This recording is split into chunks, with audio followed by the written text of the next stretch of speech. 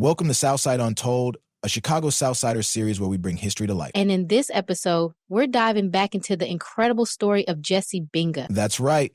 Jesse Binga started the first Black-owned bank on Chicago's South Side. He is one of those untold South Side stories that more people need to know about. Seriously, I've asked so many people if they've heard of him. And what do they say? Nope. And that is exactly why we launched Side Untold. Yep. So let's pick up where we left off. Last time, we talked about how Binga arrived in Chicago in the late 1800s, hustled hard, and made his way into real estate. Yeah, he started small, renting out space in his own apartment. And from there, he built a real estate empire. The real question is, how did he do that? Right? I need all the juicy details. Well, Binga took a bold approach. He started buying properties in neighborhoods where people told him not to.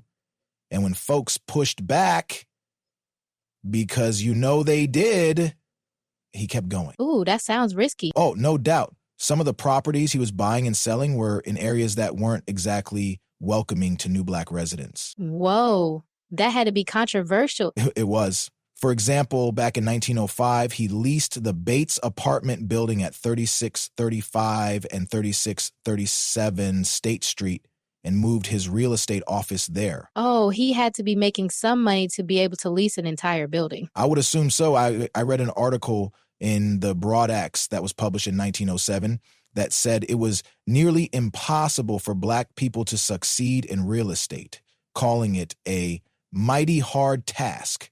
And yet, Binga made it happen. Wow. Yeah, by 1907, he was one of about a dozen African Americans thriving in real estate. So what happened when he leased the Bates building on State Street? Well, he also became the first Black tenant, and that caused some tension. What do you mean? Well, the original tenants started to move out, and Binga started renting out more space to Black people. And the area around the Bates building started to change. Whoa, that must have been controversial. Oh, it was. This was during a time when racial tensions were sky high. Wow. And you got to remember, around that time, blockbusting was a big deal. I think I heard about that in school, but can you break it down? Blockbusting was a business practice where real estate agents and developers convinced residents to sell their property below market value by hinting that Black people would move in. But why did that make them want to sell their home so fast? The perception was if more Black people moved into the neighborhood, property values would tank. Dang. So some real estate professionals used these fear tactics to push current homeowners to sell cheap. Then they'd flip those homes to Black families at a profit. So Black people who could afford to buy those homes moved in? Yes, ma'am. And buying a home was everything. Yeah, I'm sure it was a chance at upward mobility. Yep. And people were willing to pay for a chance to be respected. So it sounds like more Black people started to move to Chicago. They needed housing, and Chicago was segregated. So Binga and other real estate professionals used various strategies to help more Black people gain housing. Yep. But when it comes to real estate, there's one big thing that can stand in someone's way. What's that? Loans. People don't typically have the cash to buy a house outright. So you need a mortgage to get a home. But I'm sure that was hard for Black people to get at that time. Yep. Many institutions wouldn't give loans to Black people.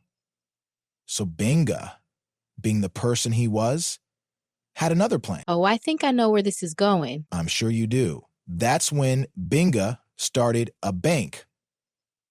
This allowed him to collect deposits, lend money to people trying to buy homes, and also provide them with real estate. Let me get this straight. This man was in real estate and he owned a bank? He had to be one of Chicago's most eligible bachelors. Oh, I can't wait to tell you about who he married and how that changed the game for him. Oh, yeah? I want to know the type of woman he would marry. Well, if you thought this was good, it gets even better. Stay tuned for episode 3. I can't wait. But before we wrap up, let's talk about something important.